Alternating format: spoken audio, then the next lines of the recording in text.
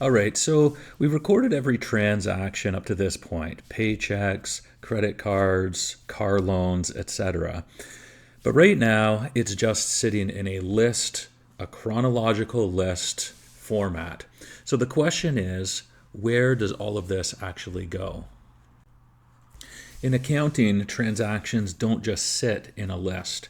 They get organized into something called the general ledger. The general ledger is simply a collection of all your accounts. Every account in your system, cash, credit card payable, groceries, CPP, gets its own section. The journal shows what happened, whereas the ledger shows where it lives.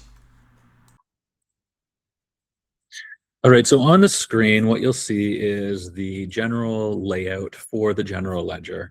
And now we're going to include some dates and we're going to include a journal that is more approaching what reality would look like for you.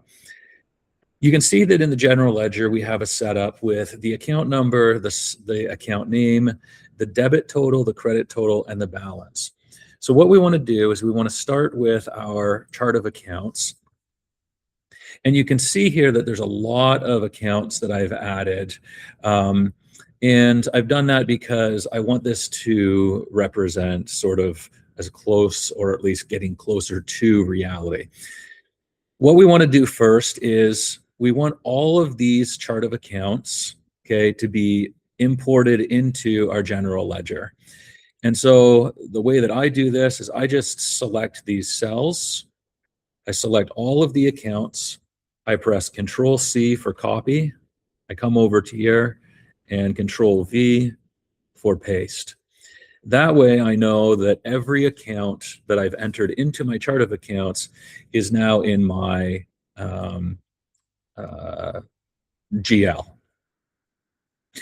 Okay, so that's the accounts. Now the issue that we have to solve is how do we, in a efficient way, calculate all of the debits that have impacted cash. So what I mean by this is if we go back over to the journal, and I'm going to make this just a little bit bigger. Okay, then what we see is a whole bunch of different transactions with the dates, the descriptions, which account is debiting, which account is being credited, and the amount. Okay, just as I've shown in prior videos, just not to this extent. Okay, now what we're trying to solve right now is how many debits are for cash versus credits. So we can see here that when we receive a paycheck, our account gets debited $3,500. What we want to find out is what's the total amount of debits for cash and what's the total amount of credits for cash without having to go one by one, line by line, and sort of finding all of the times that cash is impacted here. Okay, so I'm going to show you a streamlined version of how to do this. It's going to require a formula, and this is a very powerful formula specifically for this case. Okay, so what we want to do is we want to use the formula equals SUMIFS. Okay, and what we want to do is we want to sum these numbers here, the amount in column E, put a comma, only if the value, or really the string because it's a name, in column C is equal to the specific account name in our general ledger. Okay, so in this case, it's cash. So if we close the bracket, press enter, then we get $3,700. Okay, so that's the amount of debits that have been that have impacted the cash account during this particular month. Now, to go back over and again just show what we're doing, we have cash here for $3,500.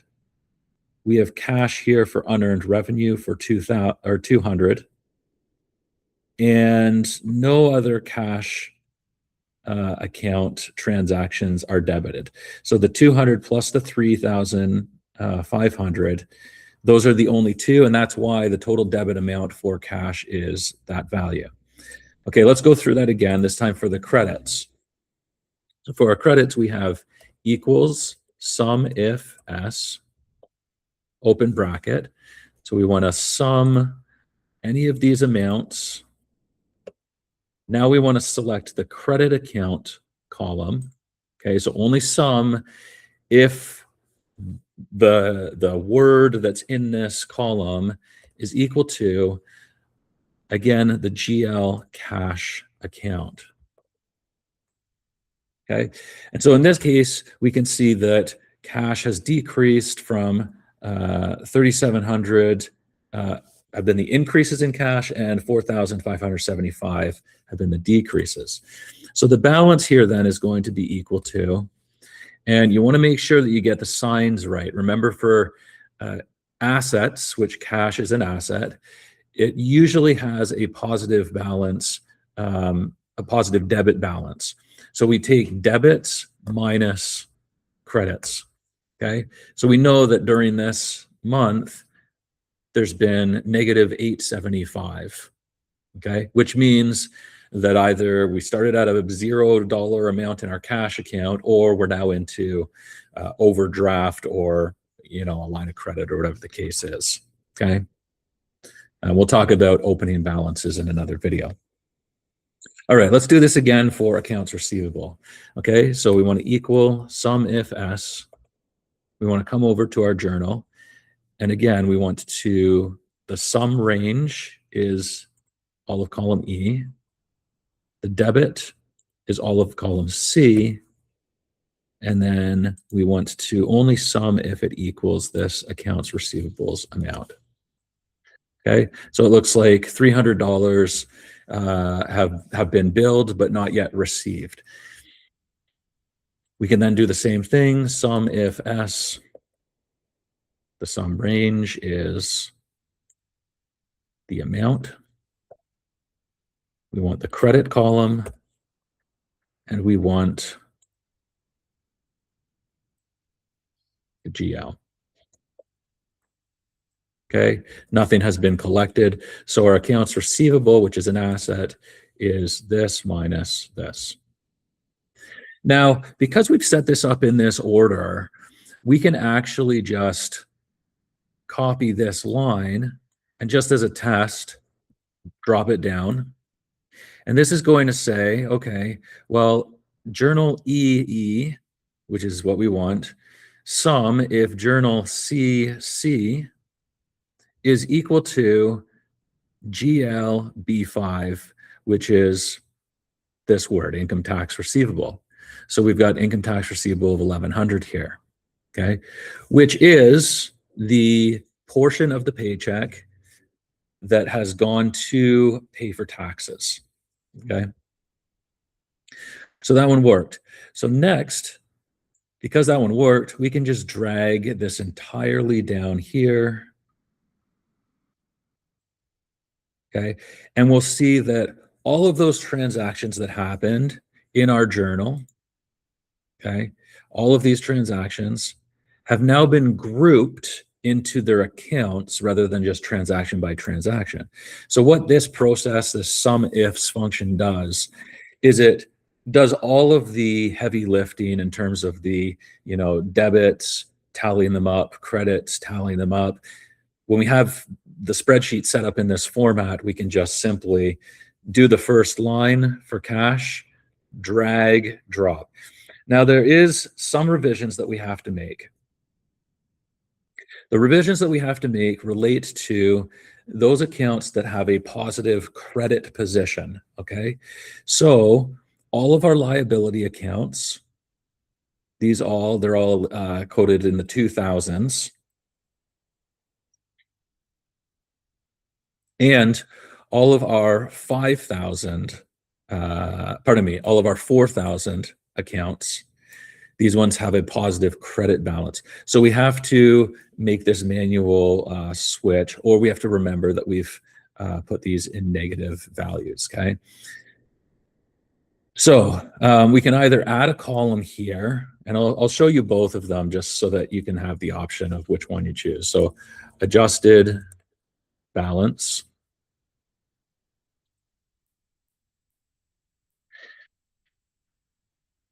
Okay, I'll just make this a little bit bigger. Not sure why it's not updating, but there we go. And here's what we want to do. We want to multiply these ones. Actually, we don't want to multiply, we just want to keep them, but we can multiply them times 1. Okay, and we'll do that for all of the asset accounts. And we'll also do that for all of our